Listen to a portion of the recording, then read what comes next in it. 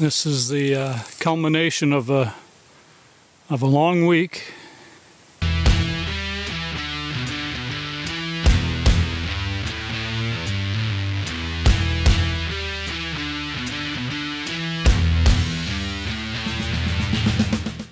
Hey, how's it going? You know, sometimes deer hunting is a team effort. I've really never felt like it has to be me shooting a deer. When people are at camp having success, or I'm having friends that are having success deer hunting, it's awesome. It gets me pumped, and I like joining in on that success. I like being a part of it.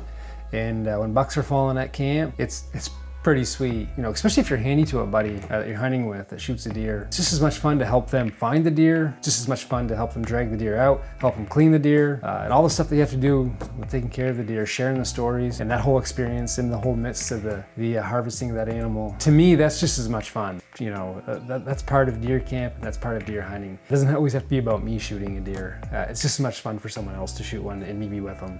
At least for me, whenever I harvest a deer, it's bittersweet. The minute that deer's on the ground, it's over, right? I'm done hunting for the year. It's a bummer. If you truly like deer hunting, and I love to deer hunt, I love the whole experience of it. I love everything that goes into it. When I have a deer down, it's kind of a bummer. And I know that's kind of counterintuitive, but it's over. The season's over, and I have to wait a whole nother year before I can do it again. So when I can join in on someone else's experience and help them with it, the next day I get to get up and go back out hunting, and I get to keep doing it. And sometimes deer hunting is a team effort. Sometimes it takes two. And that's exactly how we found success in Maine's 2015 deer season.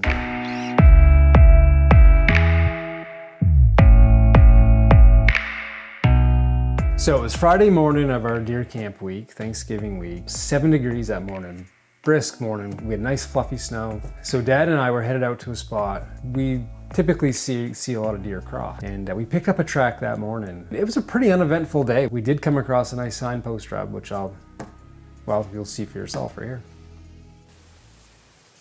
We're out on the trail. We just come across this.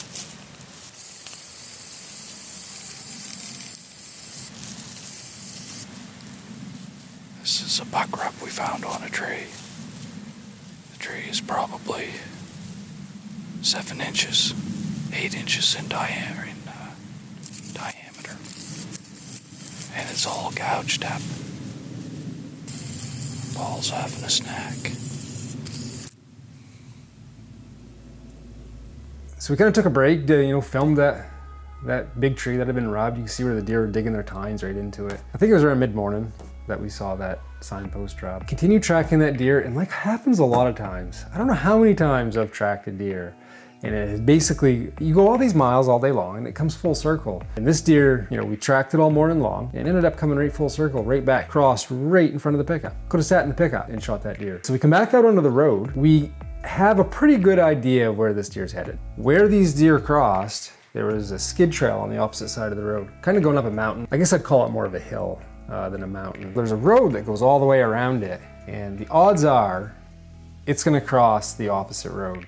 So we have one of two options. We can both track the deer, and we basically know it's gonna cross that road at some point. Or one of us can scoot around, the pickup's right there. One of us can scoot around in the pickup while one person stays on the buck track. If the deer had already crossed the road, that person that drove around can pick up the buck track, and now we've gained some time on it. Or that deer hasn't crossed the road yet.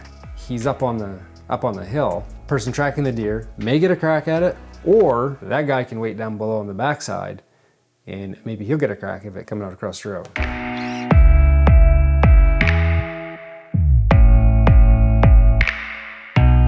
So we put a plan together. So we decide I'm gonna stay on the deer track and Dad's gonna drive the pickup around, see if the deer crossed or see if he can catch a crossing. So I started on the deer track, and I recall I'm going up this hill, and I'm going up and up and up and up. I'm in some really good area where I can see really well. I feel like I'm pretty close. I feel like, he's right in front of me. As I'm going up, I keep waiting to hear on the radio to see if Dad has come across the deer track, and I haven't heard anything yet. Pretty soon as I get to the top, I get into some winter beaches, and I don't know if you've ever walked through winter beaches in deer season. My God, it's loud. And they were about chest high, just tight.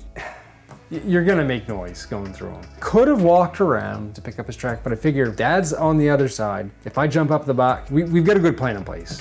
and hopefully it'll work out. So I just get into the middle of these winter beaches. Buck jumps up in front of me, and I just see him take a bound, and I got a shot off at him. You know, if I was Lanny Benoit, I probably would have shot the deer, but I'm no Lanny Benoit, so I didn't hit the deer. Pretty close to him, and I had a pretty wide open shot at him, but it was just quick. You know, he jumps up out of the winter beach, and I let one go real quick, and down the mountain he goes. I get on the radio and I'm just like, coming your way. I don't know if Dad can hear me or not. I continue on and I keep thinking, geez, I should be hearing a shot here pretty soon. Why am I not hearing a shot? I get about halfway down the mountain and then I hear Dad shoot.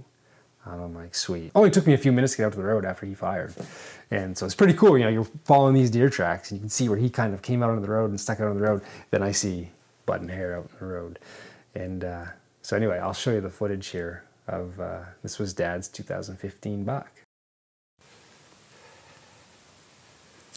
This is the culmination of a long week, and I can't take much credit for this buck. My son Paul actually was tracking it and shot at it, and he drove it out across the road, and I hollered, and it stopped right in the middle of the road. I put a good shot in it. I didn't put it down. It went about a couple hundred yards in the woods. I just put another one into it, and I'm letting it expire. It's pretty much down and dirty right now. So we'll get some pictures. Paul should be up here. He's going to track the buck right to me here in a few minutes. So, and like I say, I feel awful bad for Paul. He's the one that did the legwork, and I'm the one that reaped the benefit of it. Doesn't look to be like the biggest deer in the woods. Probably an 8-pointer. Maybe a 2.5-year-old buck.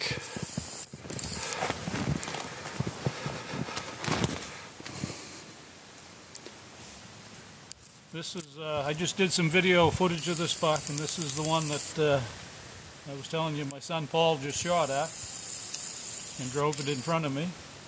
So I feel a little guilty about taking it, where he did most of the work, but it is what it is, and we'll share in the hunt.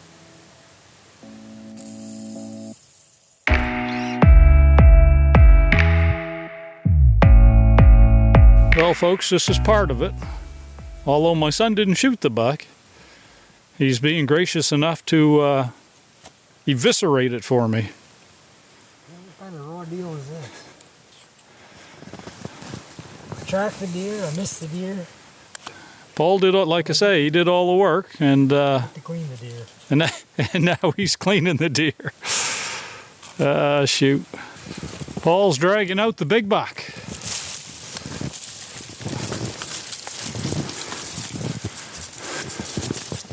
This isn't his first rodeo. Well, not quite the final stage. Got to tag him, skin him, take him home, and butcher him. But he's on the truck. That's a job well done. There's the buck hanging up. Back at camp. And Paul, the old camp, the lake. It was a cold morning this morning, 7 degrees.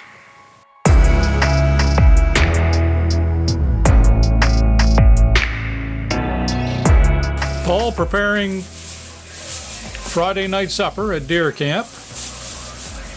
And tonight,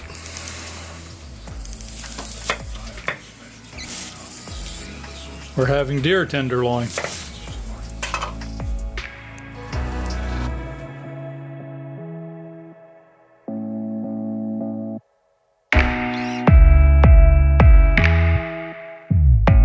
You know, Dad was being polite about the whole thing, you know, him shooting the deer or whatnot, but it was a team effort. We both tracked the deer all day, and we put a plan together, figured one of us are going to shoot this deer. Had a good feeling that one of us were going to get it.